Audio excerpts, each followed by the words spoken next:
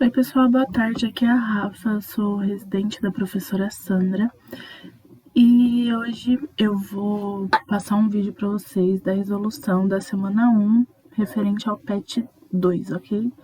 Então vamos lá. Questão 1. Classifique os organismos com seus respectivos reinos, relacionando a coluna da direita com a da esquerda. Pessoal, eu coloquei a resposta aqui já, mas eu vou explicar para vocês o porquê dessas respostas, né? Eu vou explicar reino por reino e dizendo quais os organismos se encaixam nesses reinos. Bom, o reino Monera. No reino Monera, quais são os organismos que estão nele? São os organismos que são considerados procariontes, unicelulares e que têm a vida livre ou que seja parasita. Mas também esse reino tem os organismos autótrofos e os organismos heterótrofos. Então, o organismo que se encaixa nesse reino é a bactéria. Reino protista. Nesse reino estão os organismos eucariontes que não apresentam as características necessárias para serem classificados nos outros reinos, ou seja, como se esse reino tivesse sido criado só para esse tipo de organismo, né, que não se encaixa em outros reinos. E esse é o reino mais variado, né, e ele inclui organismos unicelulares, pluricelulares, autótrofos, heterótrofos, é muito variado mesmo. Então, o organismo que se encaixa nele é a ameba. Reino fungi. O reino fungi são, como o próprio nome já diz, né, é o reino dos fungos. E os fungos são organismos heterótrofos e eucariontes que podem ser unicelulares ou pluricelulares. E ao contrário do que muita gente acha, o cogumelo não é um vegetal, o cogumelo é um fungo. Então, o cogumelo aí no reino fungi. Reino plantae.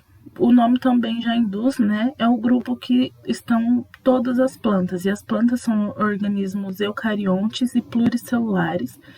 E também são autótrofos, né? Em sua grande maioria são autótrofos, né? Que são capazes de produzir o seu próprio alimento. Então, o organismo que se encaixa no plantae é a samambaia, né? Uma planta. Agora o reino animalia. O nome também já diz, são os animais, e os animais são organismos multicelulares, eucariontes e heterótrofos, né? Heterótrofos, ao contrário de autótrofos, são os organismos que não conseguem produzir o seu próprio alimento. Espero que tenha ficado claro para vocês. Agora vamos para a questão 2. A questão 2 tem um poema, né? Vamos ler o poema. Os Bichinhos e o Homem é uma música, né, um poema de Toquinho e Vinícius de Moraes. Nossa irmã, a mosca, é feia e tosca, enquanto que o mosquito é o mais bonito.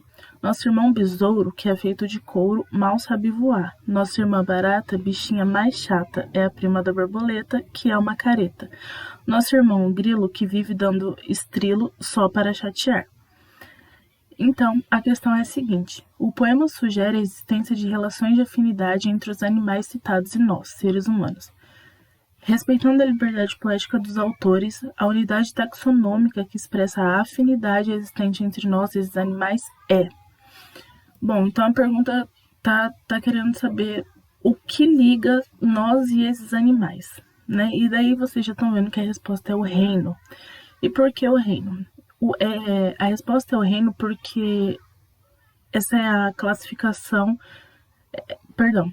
O reino é a maior classificação taxonômica que existe, porque no reino pode estar animais que são completamente diferentes, mas que compartilham das mesmas características. E, além do mais, essa classificação taxonômica, ela é como se fosse um funil. Né? O reino, ele é o maior, né, que abriga diversos seres vivos, diversos organismos, e ele vai se afunilando cada vez mais até a espécie, que é uma classificação bem mais específica. Bom, a questão 3 ela é um pouquinho complicada, mas não é impossível, então tentem fazer, né? Tentem compreender o que eu vou falar. Questão 3. Os lobos da espécie Canis Lycaon, do leste dos Estados Unidos, estão intercruzando com coiotes. Além disso, indivíduos presentes na borda oeste da área da distribuição do Canis estão se acasalando também com lobos cinzentos, Canis lupus. Todos esses cruzamentos têm gerado, prestem atenção nisso, todos esses cruzamentos têm gerado descendentes férteis. Os animais descritos foram classificados como espécies distintas no século XVIII. No entanto, aplicando-se o conceito biológico de espécie, e ainda muito usado hoje em dia, esse fato não se confirma. Por quê? Então, vamos lá. Gente, nessa questão, o que está acontecendo, né, não condiz com o conceito biológico de espécie. E o que diz esse conceito? Ele diz que animais de diferentes espécies não geram indivíduos férteis. E o que acontece aqui? Está escrito, ó, todos esses cruzamentos têm gerado descendentes férteis. Ou seja, não está condizendo, né? E, bom, e os lobos citados, né, conforme eu já falei, eles estão cruzando, ou seja, o fluxo gênico entre essas espécies está sendo mantido. Então, a alternativa correta é a B. Questão 4. A questão 4, ela já está escrita, né, porque ela é uma questão aberta, mas tentem compreender o que eu vou falar e montar a sua própria resposta, tanto na 4 quanto na 5. Explica por que o nome científico deve ser escrito em latim.